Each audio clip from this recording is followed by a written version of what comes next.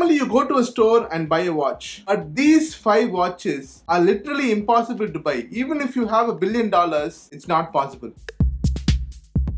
Welcome back to Nishant's Brisk Game. I have 5 interesting watches which you've probably not heard of or even seen, because this is the first time I'm also seeing these watches and they are quite interesting. Let's start with the first one. The Vacheron Constantin Reference 57260. This watch refined the boundaries of horology. It was commissioned by an anonymous private collector and was unveiled in 2015. It was the most complicated mechanical pocket watch ever made. It took 3 expert watchmakers and 8 years to make this piece. It has 57 distinct complications housed in a single case. The watch has 2,826 individual components and 31 hands, all performing in perfect synchronized harmony. It has one of the most sophisticated calendars as well, including a Georgian, zodiac and lunar alongside double retrograde split seconds chronograph that employs an entirely new mechanism invented specifically for this piece. It even features a grande sonnier chiming function and a unique alarm system that can be set with precision. The reference 57260 is more than a watch,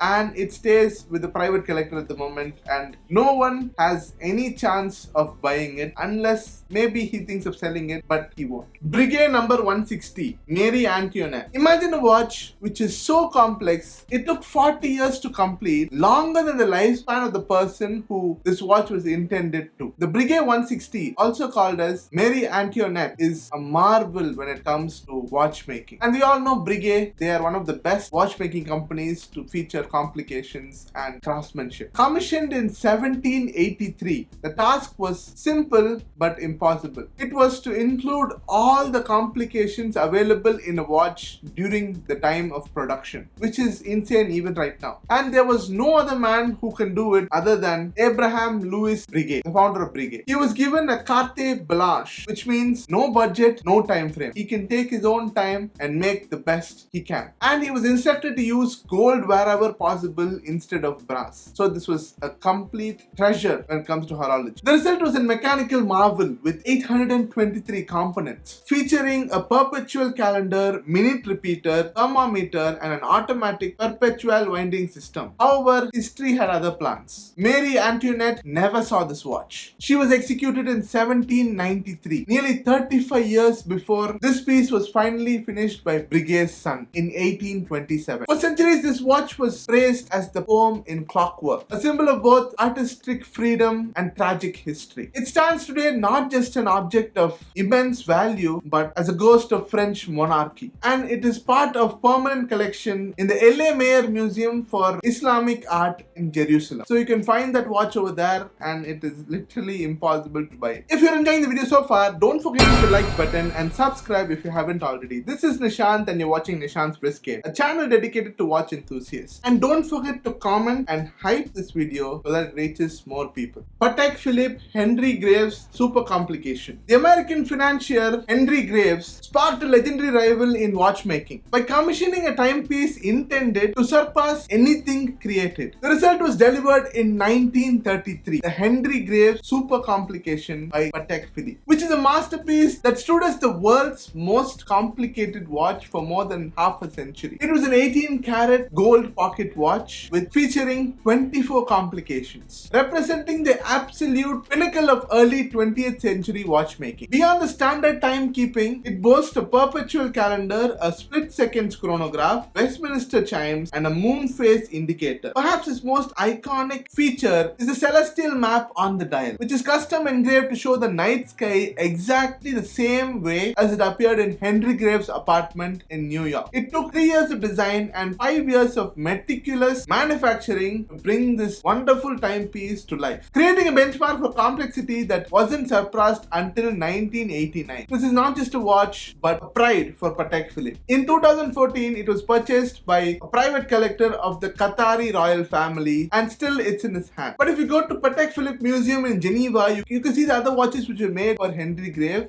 but this one is impossible to find. George Daniel's Space Traveler 2. Normally when it comes to watches, it has a corporate design, but this watch is an exception when it comes to British watchmaking. The George Daniel Space Traveler 2 is a defiant exception. It was designed, engineered and finished by one man in his own workshop using nothing but his two hands. This watch is named in honor of the 1969 moon landing and it is part of George Daniel's personal collection. He carried it until his death in 2011. It is a triumph of mechanical ingenuity, featuring twin independent going trains and Daniel's proprietary double wheel escapement, allowing it to display both mean solar time, a standard 24-hour time, and sidereal time, which tracks the Earth's rotation relative to stars. Beyond this, it included a compact chronograph that can switch between the two modes in just a flick of a lever, a function no other watchmaker has replicated with such elegance. The Space Traveler 2 was an example of the finest British watchmaking, and it was done by one man with minimum components, just a vision to make the greatest watch ever, and he succeeded. Now, the Space Traveler 2 is on display at the Clockmakers Museum inside the Science Museum in London. You can only see it and you can't buy it again. The Patek Philippe Grandmaster Chime 6300A. This is a watch which was only made for one person in the world from Patek Philippe. You don't need to tell anything more about Patek Philippe. They make the best watches in the world. This was not just a watch, but a historic moment in horology, famously setting the record as the most expensive watch ever sold in auction in Geneva for 31 million Swiss francs. It was created as a unique, one-of-a-kind only watch from Patek, and it boasts Patek's mechanical mastery. This steel case marvel houses the 300 GSAL 36750 movement, a complex mechanical movement which consists of 1366 components. It features 20 incredible complications as well, including several world's firsts, such as acoustic date repeater that strikes the date on demand and an alarm that sounds the program time. Innovations that forever changed how we think about chiming functions. Beyond the technical genius of the Grande Saunière and instantaneous perpetual calendar, the 6300A stands out with its unique aesthetics, featuring a striking salmon-colored dial and a hand-polished stainless steel case, a rare material for a watch of this level of complexity. It should be gold, but they chose stainless steel. As all Grandmasters, this also has two faces, and it is one of the most sought after watches when it comes to collectors, but at the moment it is in the hands of a private collector as it was sold in 2019. You can never see this watch unless he tries to sell it among the most elite circles. These were the 5 watches which are really impossible to buy because most of these watches are either in a museum or in a private collection. When it comes to a private collection, normally what happens is these watches never go out to the public. It either goes through a very elite circle or it's passed through generations. It is literally impossible for a common man to buy these watches, even though he had $1 billion